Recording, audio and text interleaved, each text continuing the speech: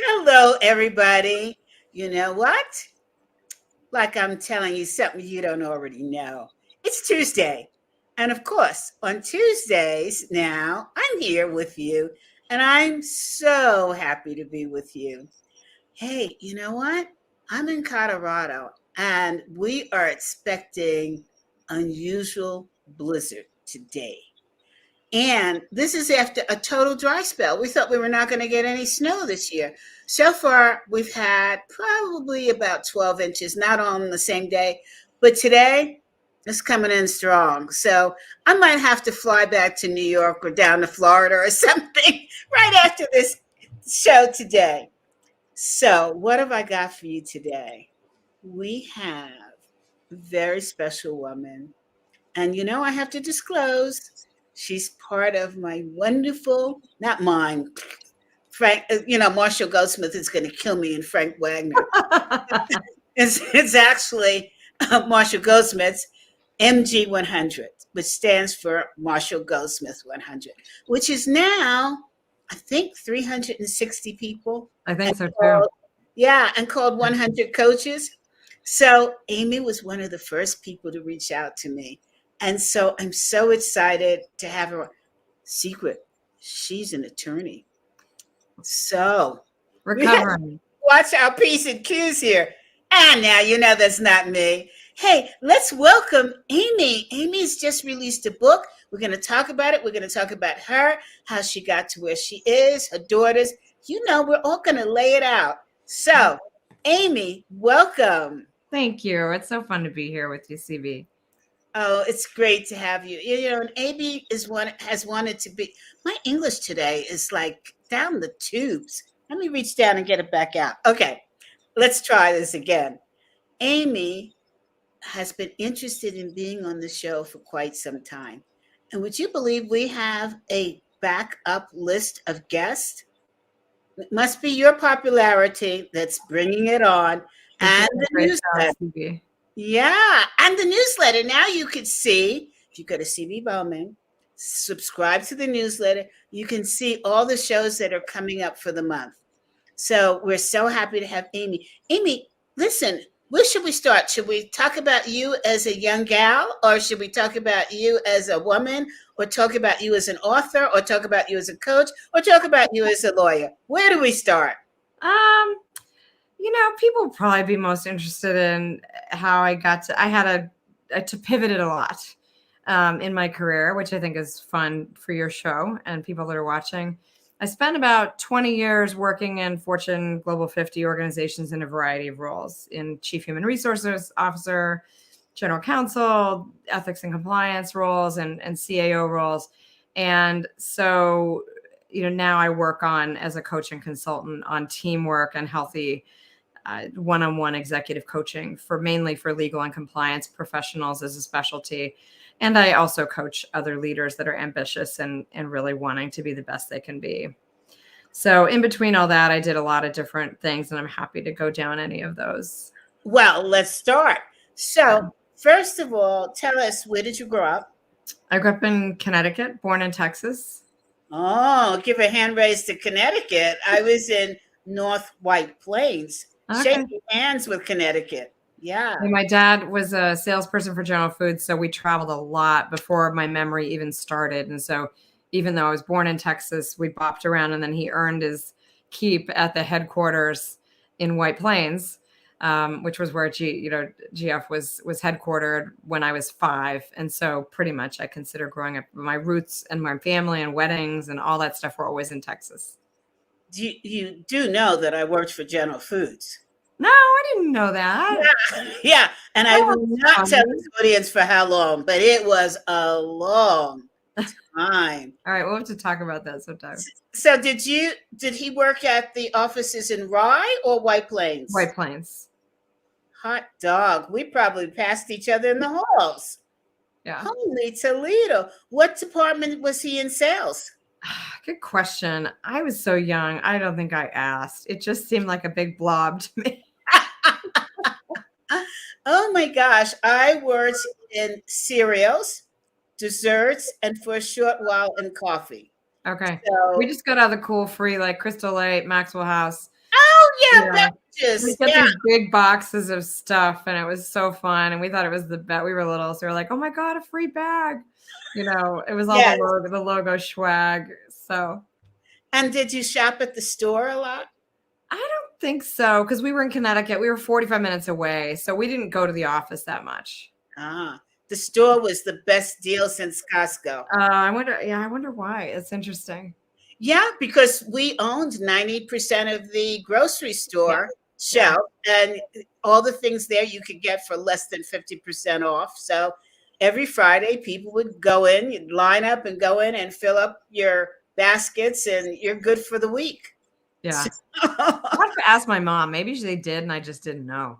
yeah, I really miss that. I Yeah. really do. So, okay, so you grew up in that area. What part of Connecticut? Ridgefield, small, from my perspective, boring but safe, privileged white town. Okay, is that northern, up near It's Greenwich or it's higher? in Danbury in Connecticut. It's Okay. a commuter town to White Plains. Okay, great. You know, All right. So from there, you went to school and you majored in I majored in creative writing, poetry, and my minor in Mandarin. what was that? Minor in Chinese Mandarin. Why? What drove you Because to I that? liked the calligraphy. I was doing a lot of artwork, and I love languages to a point, although I'm fluent in none other than English. And it was the artwork. I did that painting behind me in high school. I've done a lot of artwork, and I thought I was going to go into social justice and the arts as my career. And then the reality of needing to make money kind of hit, and I went to law school. So, okay, here's another path crossing. I'm a graduate of Parsons School of Design Yeah. and love the art field. But like you, I said, this is not a moneymaker. I was in interior design for a while, and then I said, okay, kid, one day you're going to have to support yourself, Same. not Yeah. your parents. And so, better think of something you could do to make some money. And so, Same. yeah. So that's when I went back to school and received a degree in marketing. Okay. So, how exciting. Okay, what law school did you go to? I went to Georgetown. Good law school. Yeah, fantastic. It was And a great so, education. what was your major in law? You don't really major in anything, but I concentrated a lot of my classes in labor and employment law. I Okay. felt that was because I'd done a lot of work in disability rights and at battered women's shelters, and I really went to be able to know how to navigate the legal system and the power structure really in the United States. Hmm. So, did you focused in women? Well, disability crosses all genders, right? So there was some focus on women. There was some focus on critical race theory, which I never knew anyone would know what it was. I wrote, So, for our audience, please explain for yeah, a few people. I TA'd for a very famous critical race theorist and wrote a law review article on critical race feminism, where I combined the concepts of being a Black woman and being Black at the turn of the century, when there was a huge early, very important civil rights, peaceful civil rights movement, if you will, that was really fascinating to me at the end of the 1890s. Also realized that wasn't going to make a lot of money. So Back then. it was very fascinating to me and very important. So, for our audience, please explain critical race theory from your perspective. It's looking, to put it simply, it's looking at events through a lens that's not usually used. Like if you're looking at a feminist structure, you're going to try to see it from a woman's perspective, and is there a disparate impact, and are the ways that society's organized serving their ability to do things in the same way. And similarly, I would say critical race theory in its simplest form, and I apologize to all the academics that are probably going to criticize this because it's a very basic way to put it. It's really thinking about not accepting the history you might have been given when you were taught 50 years ago, and thinking about, well, how did the other person handle that, and how did they navigate that? What was the power structure, and why is it that way? And how do we allocate power? And how does that change over time? And what's effective? That's what intrigued me. And so I worked as an ACLU law fellow, clerking under Kai Fallblum, who's the former EEOC commissioner. She's the first openly lesbian and disabled EEOC commissioner. Had a privilege working and lobbying through the Americans with Disabilities Act in Congress back in 1990 when I was at Georgetown. And then I had to go work for a law firm for a while. Why do you think critical race theory is such important subject right now? Why is it that schools are saying, certain schools and certain parents are saying, no? I don't think they understand it. Mm-hmm. I've almost reached out to my professor saying, can you believe this? Like, this was such a important, but yet among a tight set of scholars. And to hear it in the news is nothing but mind blowing. And it's so distorted. It's so distorted. It'd be like saying the word feminist is a bad word and trying to ban feminism. I don't understand it. Mm-hmm. I don't understand it. It's having an open mind and thinking about things at its best. It's a way to think about things in a different way, show empathy, and and hopefully it changes you to be a little more open-minded and thinking about your experience through a different lens. That's the way I would describe it in a very simple way. So do you think that the concern is because, as you said, it's an opportunity to change? I think it is an opportunity to change because I know even when I get exposed to great writing on a very simple topic, like how to do something better, a time-saving strategy, right? I think, okay, I should try that. And then I try that. Well, it's the same with some deeper concepts around how to have better relationships with people, how to relate to people better, how to understand in a small way, perhaps what someone's experiencing. And then maybe you ask better questions and maybe you feel more of a kinship and that you can take more risks in asking the right types of questions with an intent of learning and with curiosity and caring. That's my hope. And I think that was a lot of the intent around any of these studies, whether it's disability studies or gender studies, is just let's look at what's happening. What's the disparate impact? How did that happen? What social constructs and theories that may be subtle, but that permeate our society, stereotypes that are very powerful subliminally that drive behaviors like greater police violence against Blacks, even Black on Black police violence, which I think you may have been with me when we had the privilege of hearing Fiona's husband talk about that on MG 100. So it's a phenomenon. And so you look deeper, like, what are the reasons for that? Why would that be happening statistically? That actually shouldn't happen. So that's kind of where it starts. So I want to take this out of the race framework and look at it from a courage perspective. Why do you think that we don't have the courage to change, be it race, being trying something new, be it opening a new branch in our business, be it changing our business model, be it, as you've written about, careers? Yeah, well, it's fear of change, right? We get set in our ways and we get a comfort zone, and many people are very content to be complacent. And I'm not. We know that. For those of you that are listening, she's not.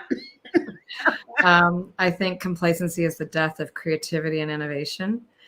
And so I think there are ways to avoid that. And I think that there are many people that just are very comfortable with the status quo. And so they react if they hear something that sounds different or challenging to the way things have been done. And it could be critical race theory. It could be the way their boss wants something done at work, whether they go into the office or not, right?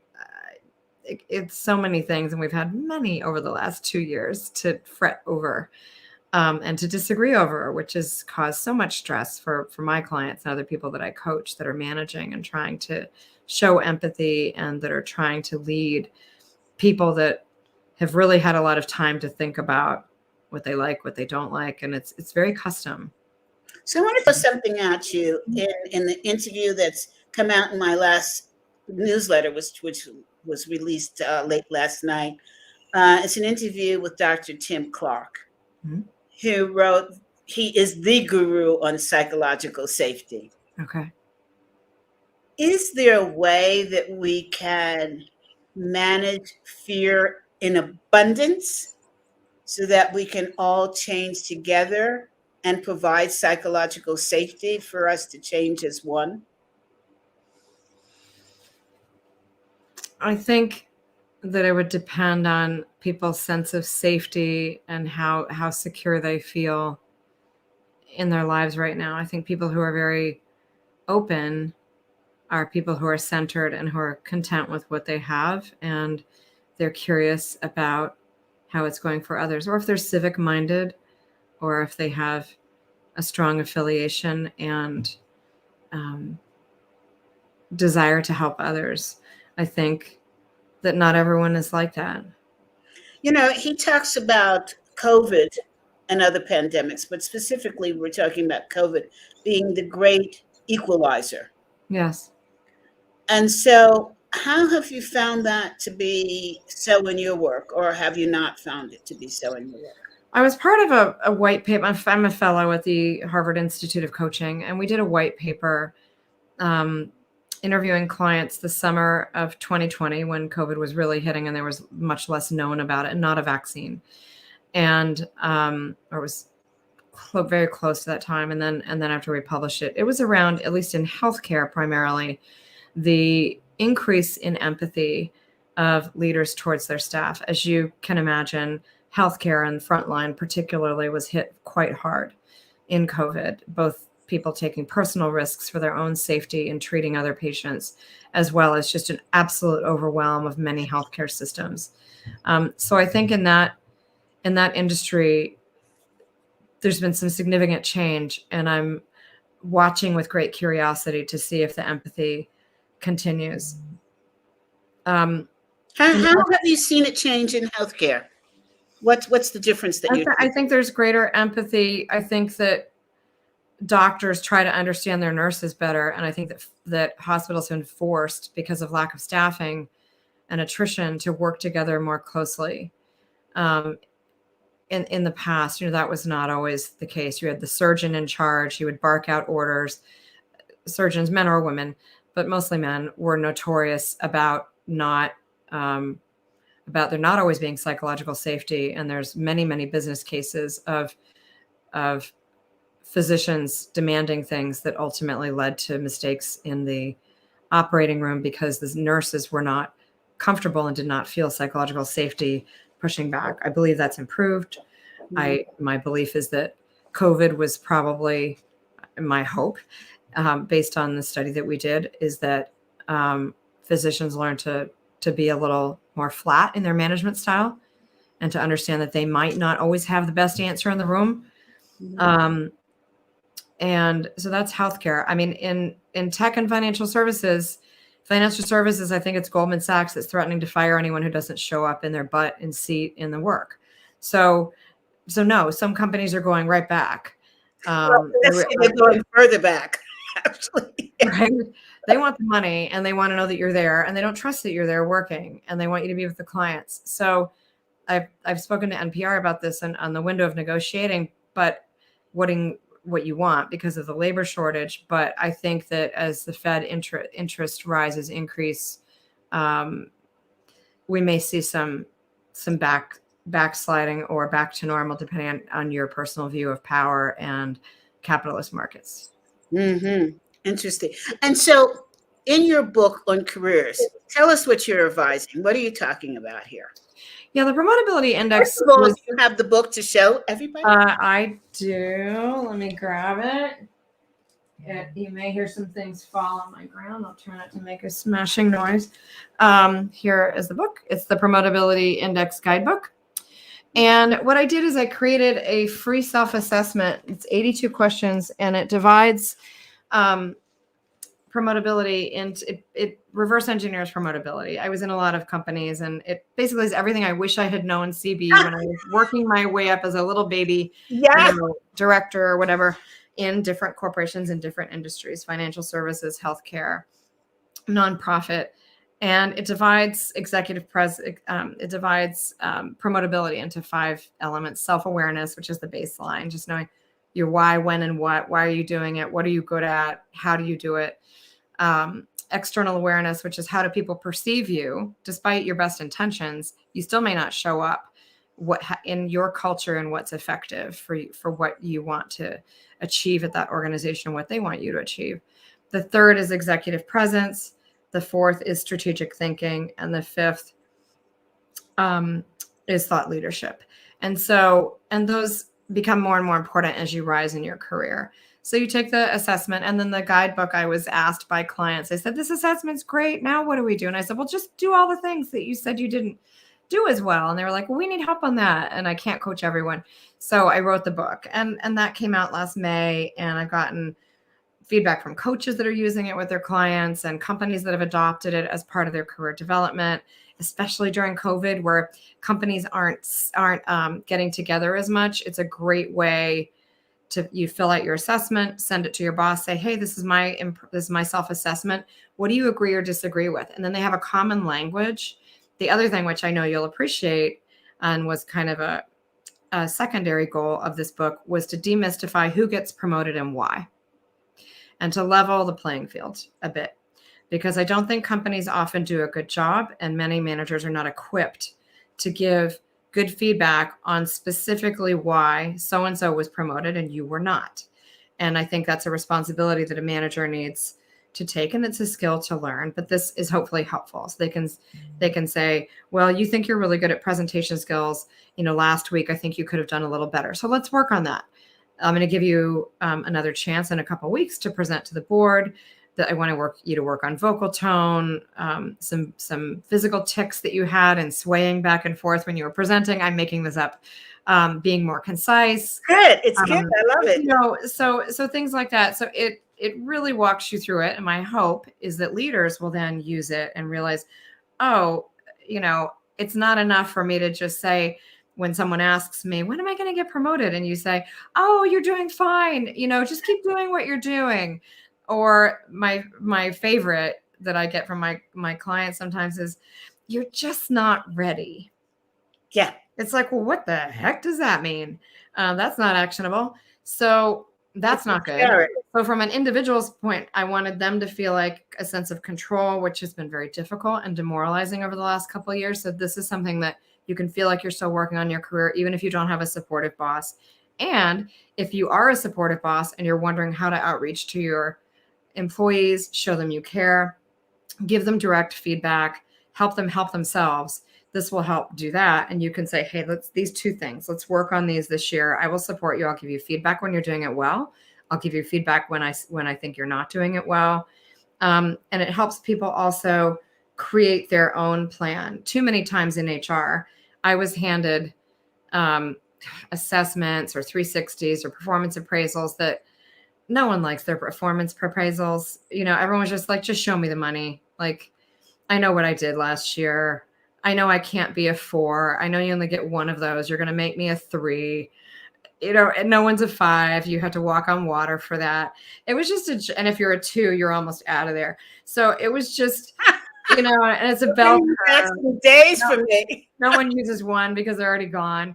It's just, that's not fun. And everybody has potential, and everybody's creative should be leveraged. And so in the book, because of my artistic background, I also highly designed it to be kind of a journal. And I wanted people to want to do it, not like homework. You just pick, you can open it at any point. It does have a process. And if you want, and you're very methodical, you can go through the process, or like I do sometimes, you can just start at the back. And I don't have all the answers on this. So I also listed a number of our wonderful colleagues' resources and divided in each of the areas of promotability. And that's been really fun. So much I want to ask you about this. I haven't seen it, so I'm looking forward to receiving an autograph. I'd be happy to send you one. Yeah. But, even not seeing it, here's what I love about the book is it gives you a chance to speak for yourself. Hmm. And I hate to bring this back to race, but here's the reality is that more white people were raised sitting at the dining table, like in Blue Bloods, talking about your career and what's going on and how do you get promoted and what's getting in the way. Whereas Black families with two people at the head working, we really didn't have that opportunity. And parents at that time were not necessarily in the corporate space. So again, didn't have the language, didn't have the information. So, and of course, I'm talking my generation, next generation down. I think that the new Gen Xers and Y generation had that opportunity. But even if they haven't, it sort of levels the playing field of how other people go about getting promoted. And as you said, the statement of you're just not ready yet. What the hell does that mean? It's the worst. Let's put it on paper. I remember even trying that at General Foods, and they said, well, it's hard to put it on paper. You'll know it when you get there. Or I'll know it when I see it. Yeah. How's that? Okay, that's like porn. That's great. To quote the Supreme Court. So that's not helpful. And so my goal is to be helpful and let's put words on that. Okay. Is it my executive presence? Is it my am I not demonstrating strategic thinking? Am I unaware? Do I have a blind spot and no one likes me? No one wants to work with me. So you'd never give me a team. I need you to tell me so I can work on it. Now, look, people who are not going to work on it are not going to like this book. This book is for ambitious people who aren't afraid of the truth and who want to, learn as they go. And so I understand that. But what I wanted to do is provide a pathway where the company's maybe not giving it to you, or where, I had one great story, CB, that you'll love. I had a friend who adopted. I want to tell you something before you go into that. Here's what I love about the book, that you, with your legal background, have given people the words to say and still be legal about it. And so that's a big fear that I'm seeing from leaders, is this whole cancel culture coming in, which is tied into the legal aspect. You can't say that. You can't. So then you become stuck here. What can I say if I want to help this person to move forward and not be in trouble? And you're not of the age of CB, which gives you a grace, right? Well, I don't think we're that far, CB, but I read a very disturbing study recently too that you've probably read or not surprised by, is that after Me Too and George Floyd and Breonna Taylor and a lot of the other horrible things that have happened over the last couple of years, that managers are actually less willing to give women and people of color the difficult feedback that they need to move forward. Oh, sure. And that plus proximity bias, with being in the office and getting the plum assignments and getting reported simply because your body is there and the boss sees you, is really something that leaders need to be careful of if they care and if they really want to have an equitable workforce. And so that's been a concern for me as well. And again, I hope that the book will provide a very neutral, very objective language that has nothing to do with race, that has nothing to do with gender. It's specifically skill and awareness based. Mm-hmm. You were going to tell us a story about a young lady. Oh, yeah. So a friend of mine adopted the book for her as the positive part of performance appraisal. As we know, there's always the look back. Are we going to give you a raise? What'd you do great? What'd you not do so great? And you get your rating, usually at most companies.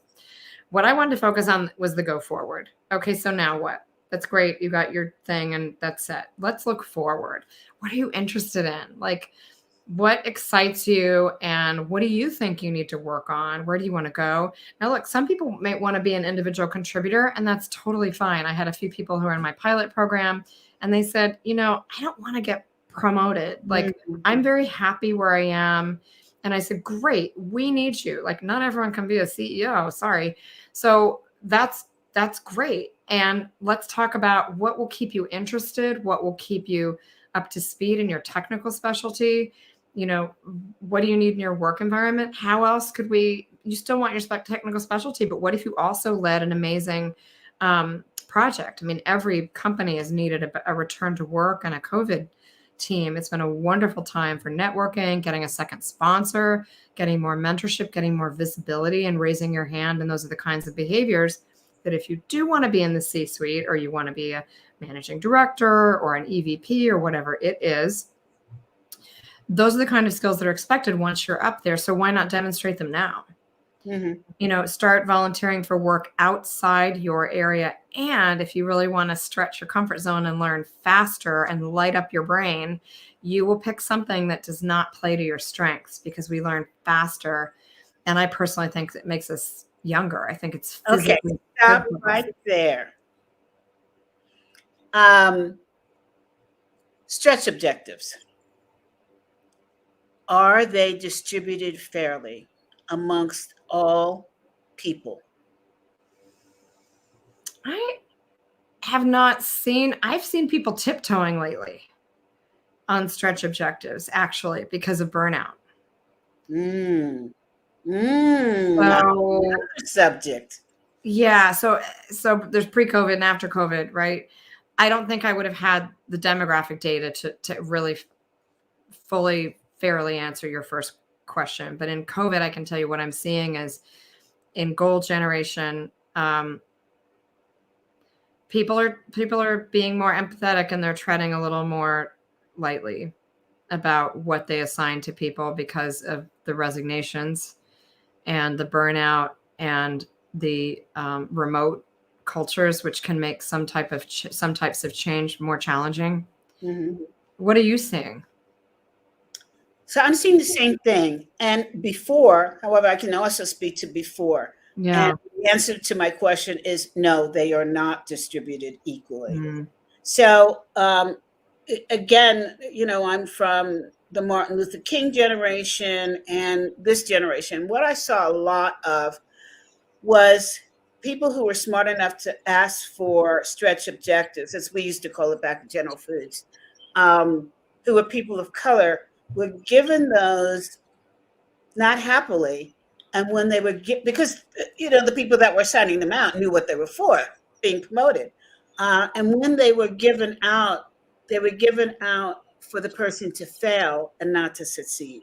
Okay. Well, and so that's my question is, are they distributed equally? One, are enough people getting them, the full spectrum? And two, the quality of it and the expectation from it. I have not seen that happen.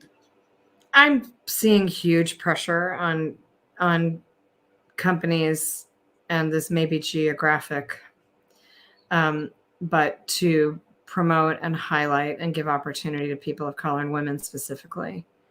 I do see that in the companies that I coach, which is Bay Area, Silicon Valley. Some are international, but I have a pretty big concentration in Northern California. We're a pretty diverse state. I was just going to say there's that. A big push for women on boards. We've had a supportive governor, and his wife is very, very much a feminist. So we may be the outliers, and I appreciate that.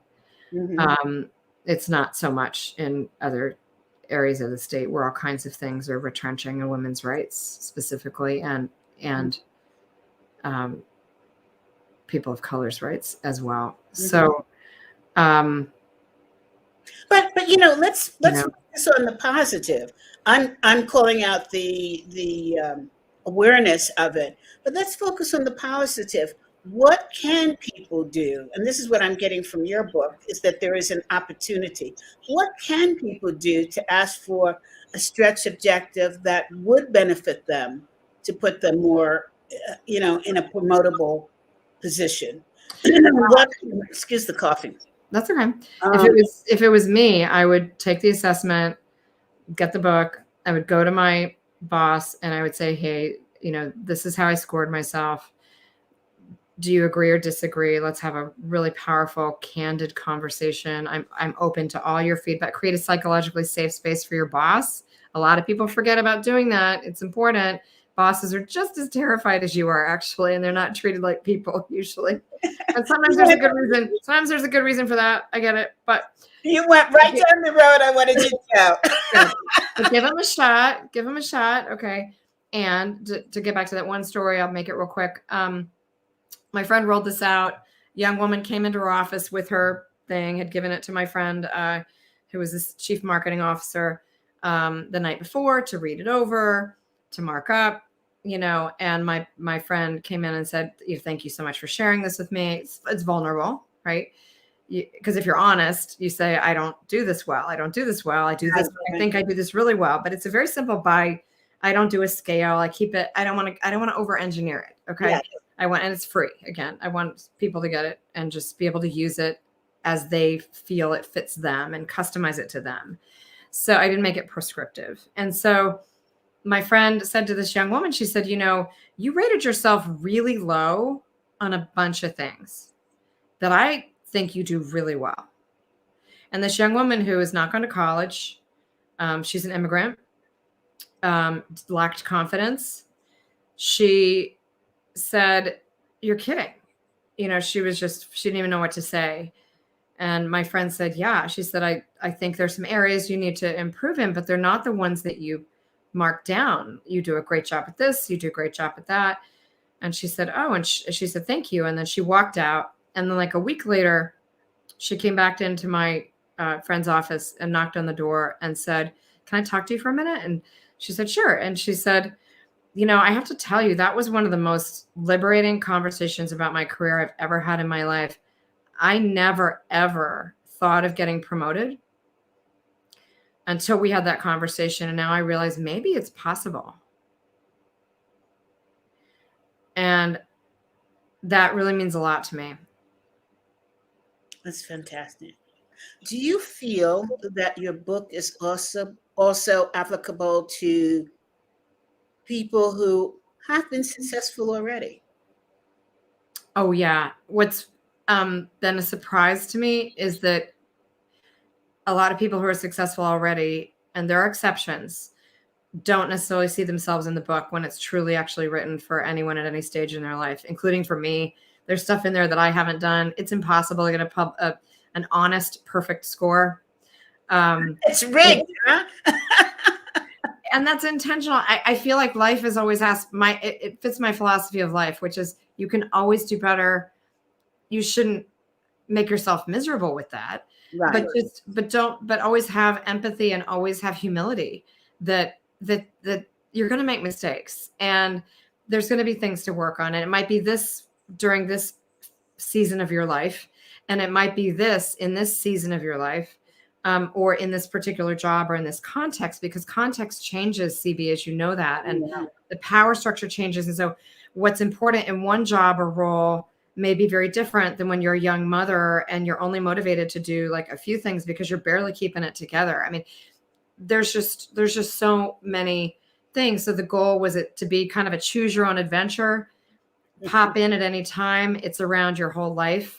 You can take the assessment as many times as you want. You'll find that in one job, you might get high in one area. In another job, you're like, oh my gosh, I need to double down on this because what worked for me here isn't working for me there. Yeah, that sounds like a book from. It does. Should we give him a plug? Somebody called Marshall Goldsmith. What got you here won't get you there. And we love him. So Yes. we should give him, great book. Give him a shout out. It's a very similar principle. It's that what worked in one organization, you cannot assume it's a cookie cutter. Right. So yes, it should be revisited like, all the time, but most people are like, I've already gotten to SVP, and the name throws them off, the promotability. And I think of promotability in a very, very broad context. And to me, it means having a growth mindset, being open to experience, to change your opinions, and to always be learning, So many people are lacking that courage and lacking the courage to applaud themselves for having done well and having moved from one level to the next level. As you know, my focus area is on courage. And I just see so many people who don't have the courage to accept how well they've done. Yeah. And are so concerned with failure. And just failure is just part of courage. So I love your book. I love the fact that, you're supporting people in stepping out and speaking up and giving them the roadmap to be able to do something like this. It sounds like your book is, I can't wait to get it because it sounds like it's also a good format for having your own business. I have had people who it was written for Fortune 500s. And so some of the questions may not apply, but I've had people who run their own business take it and say, this still helped me. I got insights and realizations. And I recognize that I've had solopreneurs and that kind of thing, or people who don't want to manage people and they just ignore those questions. And that's fine. Yeah. I don't want people to get caught up on the score. That's why it's purposely out of 82, because we have a mentally screwed up thing around the number 100, right, from grade school.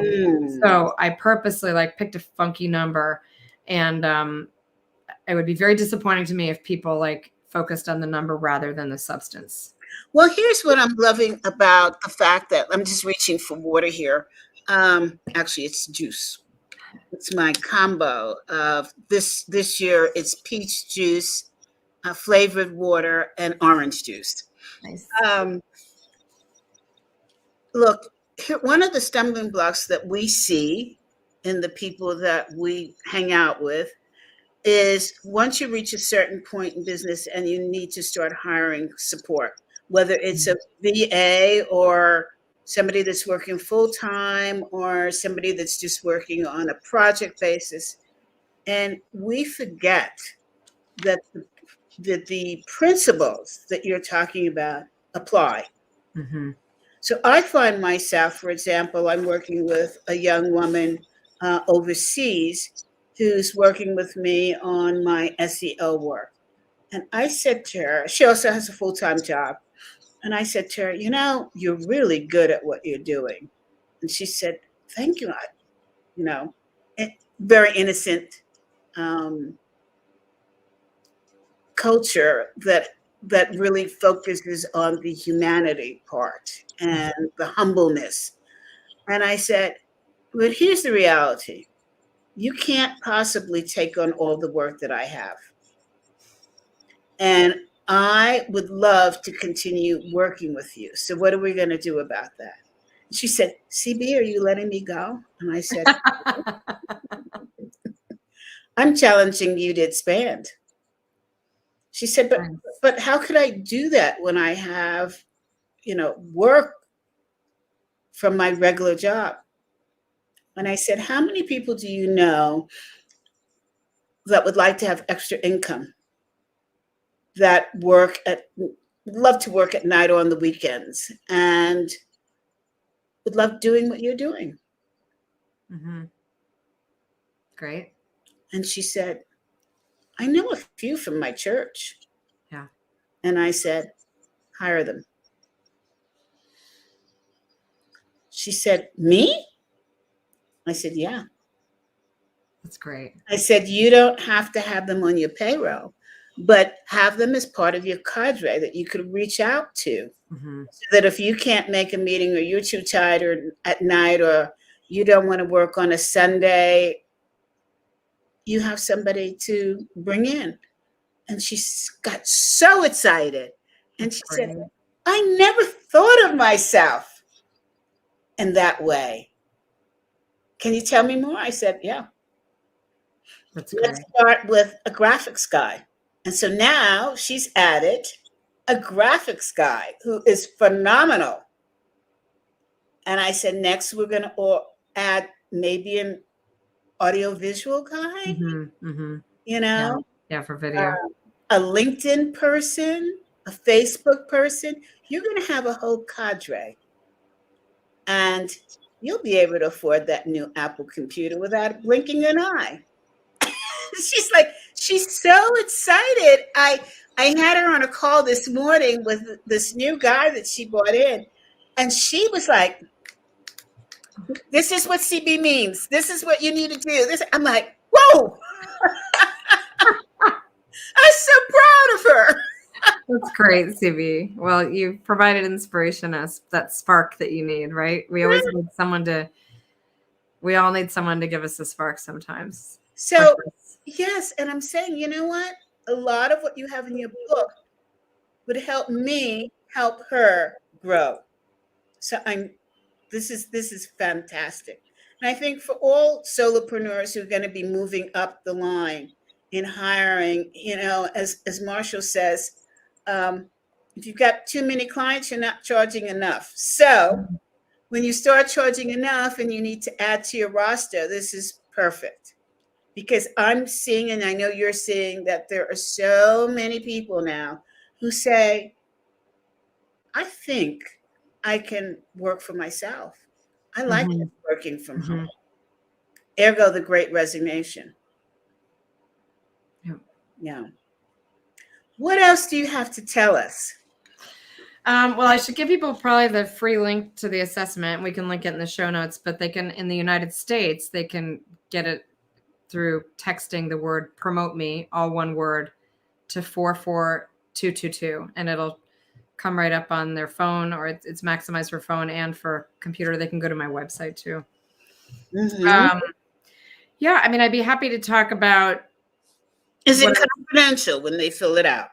Excuse me? Is it confidential when they fill it out? They just give their address, so they don't give their name. And we do have a collection of the data. We've not used it, but we want to be able to share at some point what are the top challenges that 30-something Black men have versus what are the challenges that 50-something white women have. Are they different? Be interesting, because then we could create solutions around that. But I'm going to bring you back, but I just want to say one other thing that occurred. We don't share the data with anyone, though, just to be clear. Okay, good. This book sounds like it would be a phenomenal book for mentors. Yes, I have done a mentoring program. I was hired by a consulting firm to create a mentoring program around it, because they wanted to do mentoring, but they didn't have like a core. They didn't have tools. And so this creates an easy tool, because then the mentors can meet and say, okay, let's do section 1 together. Yes. And talk about how like, are we exhibiting executive presence? What opportunities do we have to improve that? Let's watch some TED Talks together. I give a ton of additional resources in the back of the book for people on each of the areas. So I like that, because oftentimes you hear mentors say, I don't quite know how to help somebody. Yeah. You know, which is good prompts if you really don't have an active issue that someone comes to you with. Yeah, exactly. And, you know, and let's face it, the other side is that the mentee does not know what, it's that old thing. You don't know what you don't know until you ask, and you don't know what to ask because you don't know that you don't know. And I wanted to just skip that. Yeah. Yeah, exactly. So the mentee can read it at the same time and say, hey, I need help understanding this.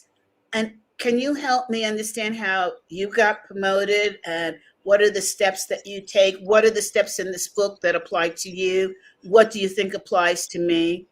And what's some homework that I can do to start to prepare?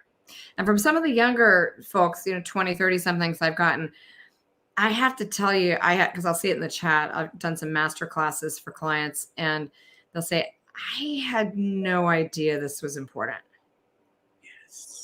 And I'll say, yeah, it's really important. And it's great that you know now.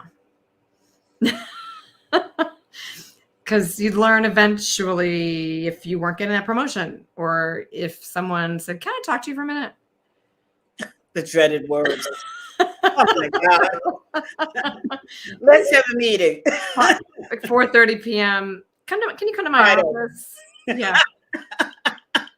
Yes, absolutely. Yeah. And there are so many people. Listen, Amii, there are people who get promoted and have no idea why. And they don't make the leadership compact, as a colleague of mine, Vince Molinaro, has written about. They don't. They're a manager. They're not a leader. Yeah. And what I wanted to go back to is that you said number 4 was about strategic thinking, Mm-hmm. And the presence part. How do you learn executive presence? How do you learn strategic thinking? Executive presence has been bandied about as a kind of fluffy, and I think it can be used as a covering phrase as well for a lot of behaviors, right? So I researched it, and the best definition I found that I loved, because it's all actionable, is breaks executive presence down into 3 qualities. Mm-hmm. And the first is gravitas. And this is all in the book. So, and the second is presentation skills. And the third is appearance. And appearance, not meaning whether you're an attractive person or not, meaning whether you are appropriately groomed for the culture that you're in. Okay. I love how you said that. And so, yeah, because you can imagine there's quite a range, and there's been a lot of discussion around that, and everybody needing to fit one mold, and that's not true. So that's important to me. So the first being gravitas, which is around being centered, being calm and under pressure, mm-hmm. Being heard at the table, not being afraid to carve out space for yourself, whether it's interrupting or not being interrupted in a meeting, if it's appropriate, and knowing it's an art rather than a science. It is having body language that indicates centeredness and a degree of control that draw people to you. And then presentation skills is around reaching your audience and giving your audience what you need. It's not about you. It's about, being concise. It's about knowing who your audience is. It's about being good at presenting, answering questions spontaneously, not fidgeting, knowing where to stand, having the right volume in the particular room, making sure that everyone feels included in the conversation. So these can all be learned. So the thing I love about, and CoQual, who is a women's and POC based research and LGBTQ plus organization, came up with this definition, and I adopted it because it was the first I'd seen where it really broke it down, and it made it hopeful for people, because I think people get so like, I was told I don't have executive presence, and what does that mean? Anyway, I'm assertive, I talk in meetings, and I dress well, and I dress like the newscasters, and I don't know. So, she's young women. And so, so that's that. And then strategic thinking is important. The way I define strategic thinking in purposes of promotability. Strategic thinking is a way of thinking, and there are many courses on it and how it can be taught and how you think in that kind. What I find for promotions is not whether you are a strategic thinker. It's whether senior management perceives you to be a strategic thinker. And so in the workbook, what I work on is, indirectly I work on strategic thinking, but I really think are you publicly asking questions that indicate you've done your research and you are understanding your competitive landscape, you've done a SWOT analysis, you've done these things, because there are some very strategic people who are quiet or introverted. Oh, yeah. And no one will never ever know if they think strategically, because unless you're putting ahead of strategy for some reason, so you have to be thinking ahead around placement of questions and how you're showing up and how you're demonstrating interest, and are you involved. And this is where a lot of these crossover.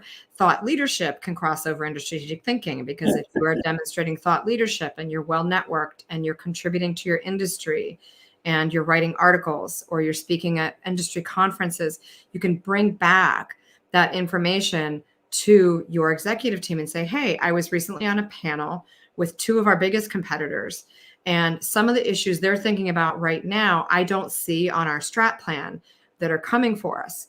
And here they are. Well, that's demonstrating thought leadership and strategic thinking at the same time, right?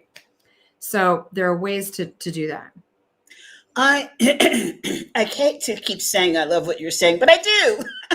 And I'm glad. I was thinking about some of the meetings that we've been in where executive presence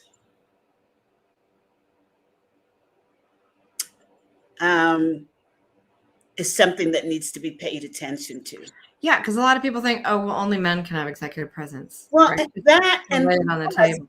what I've noticed is that not the meetings that we've been in particularly, is that women think that strategic thinking is about shining the light on themselves and just, constantly promoting because they're concerned that the opposite happens, which is people thinking that women don't have anything to say. So they run in the other direction. Okay. Which totally destroys their executive presence.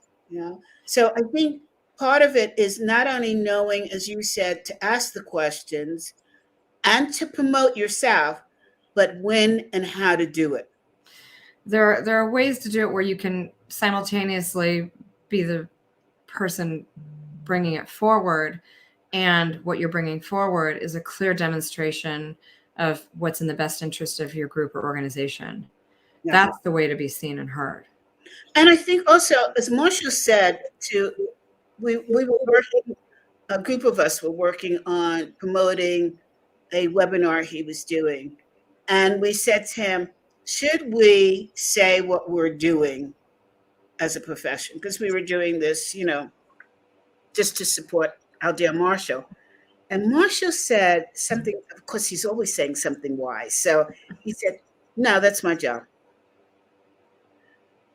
Which for the listeners, that means that having somebody else promote you is much stronger than you promoting yourself, especially somebody with credibility.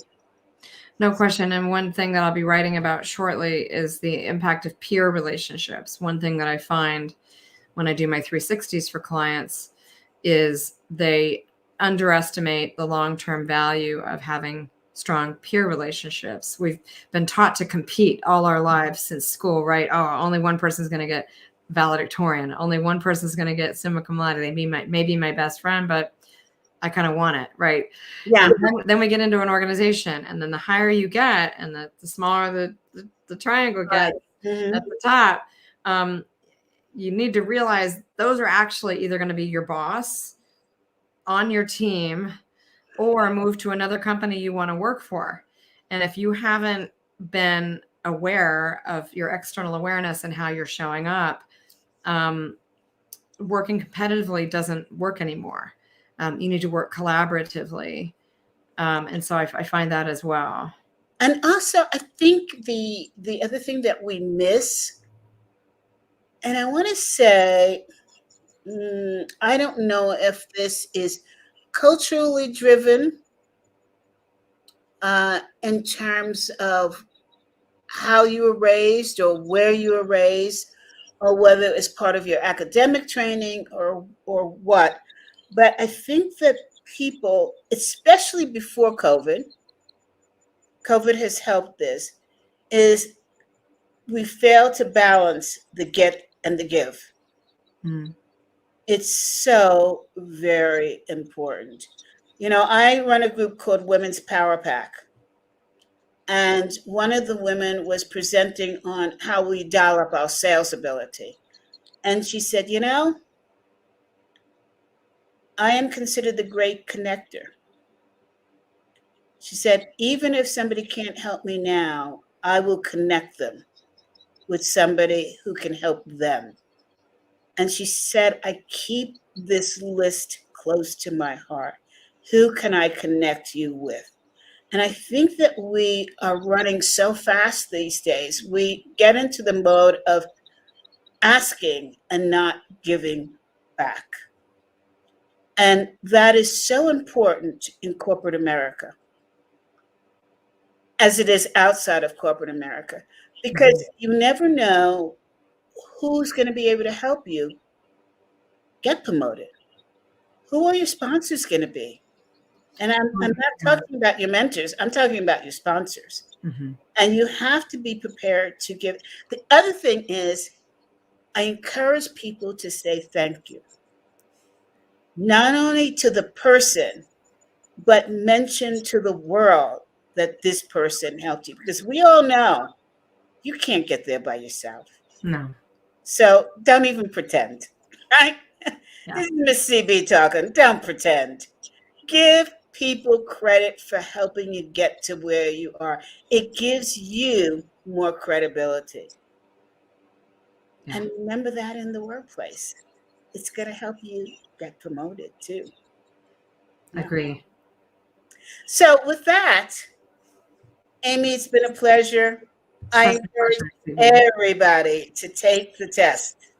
Thank you. And It'll be fun. I think most people really find some exciting things and thought-provoking things to think about.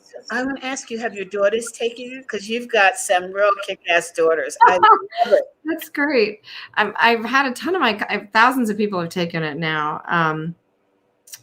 They probably haven't taken it. They're not working yet, have they? No, they're 16 and 20. But they hear me talk all the time and they get all the coaching they don't want.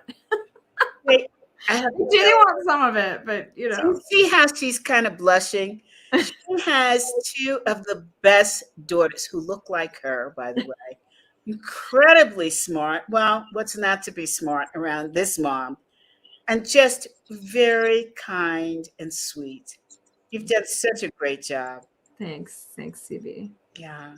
So, okay, with that, we are going to bounce off because we're running like 7 minutes late. It's typical CB fashion. Oh, that's okay. Because I've got so much to ask and so much I want to know and so much to share. So, audience, thank you for tuning in this week. And we look forward to you tuning in next Tuesday to see who my guest is. Or you can cheat and read the newsletter. It's right in there. And this time I put in a little bio of people that are going to be in and what they're going to talk about. So let's all connect. Reach out to me on LinkedIn. Let me know if I could help you. And reach out to Amii and take her assessment and recommend her book. Thank you. Thank you so much for having me. Thank you, CB. Bye.